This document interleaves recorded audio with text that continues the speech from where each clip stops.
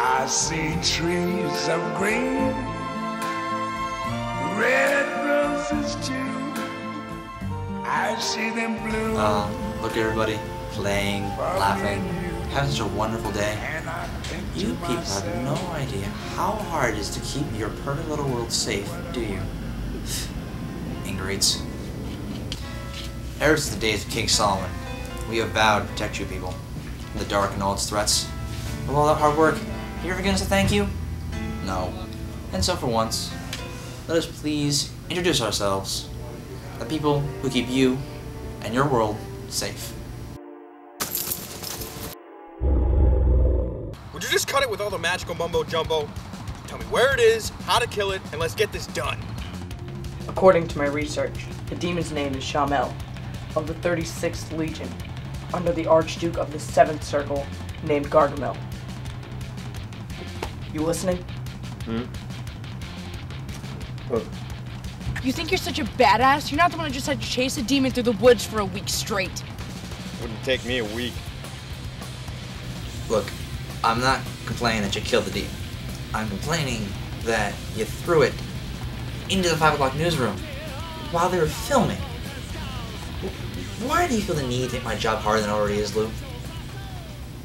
This way! No, wait, get it! Oh, shit. Not good, not good!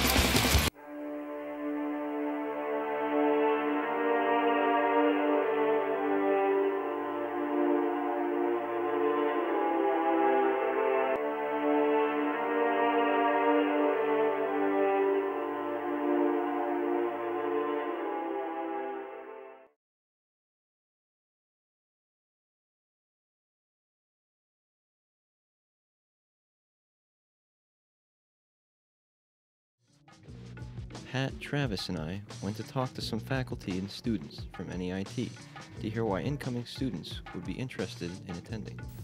I think New England Tech is a great place for students to explore a variety of career options. New England Tech has a great focus on career-oriented education, starting with video programs, also in electronics, plumbing. There's literally dozens of programs that interest young people from all walks of life. New England Tech has so much to offer students that are really focused on getting ahead in their careers. I decided to come to New England Tech because I've always loved to be in the entertainment industry, and I always wanted to be in or on television, and I never knew New England Tech offered a production career. So one day I was looking through the newspaper and I was like, wow, they offer production, audio and video. Sounds like my kind of thing. Came, signed up, and it was really easy to get in. I got my financial papers squared away really easily, and I started school the next month.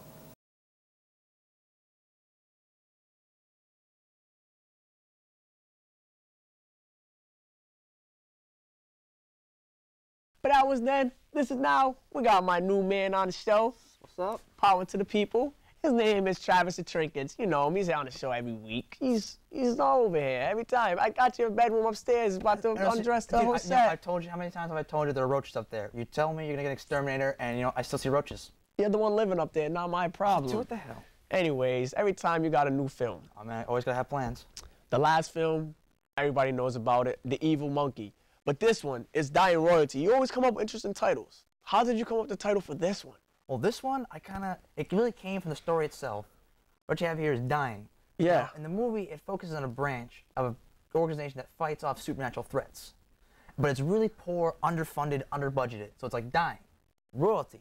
In the backstory of the movie, all these people are descendants from the relatives of King Solomon. So it's like, it's a metaphor and an oxymoron at the same time. Exactly. This guy should be an English teacher or something. I tried. That was one of the jobs for filmmaking, actually.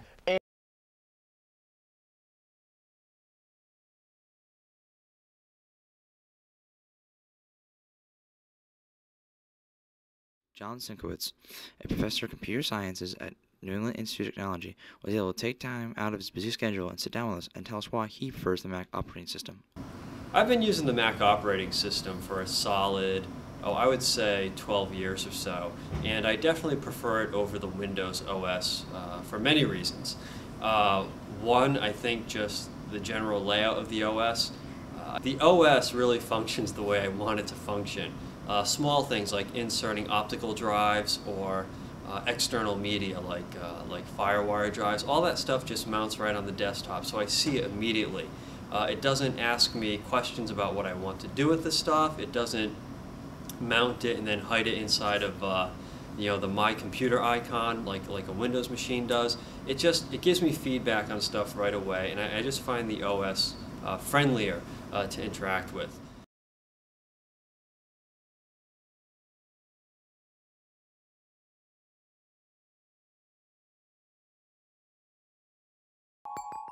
Now, at this part of the project, you're pretty much done because the physical interface should and will hold the battery piece together.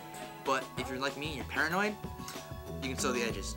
Now, this next part kind of requires basic sewing knowledge, but I'll go over some of the basics just to get us caught up. As you see here, I got a needle already threaded. What you want to do is make sure you have a nice knot at the end of the string, so that way it will catch, act as an anchor. Alright, first stitch. Through the fabric, pull, and then you want to keep to make it strong, you want to keep your stitches nice and tight, close together. That way, it'll hold strong when you're like bouncing around, carrying your laptop from class to class.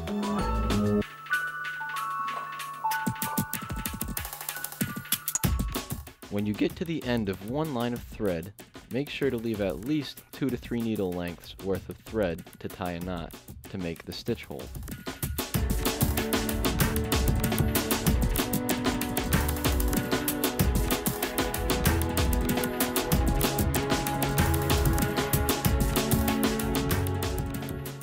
When sewing, you want to find a nice quiet place so you can relax and concentrate on what you're doing.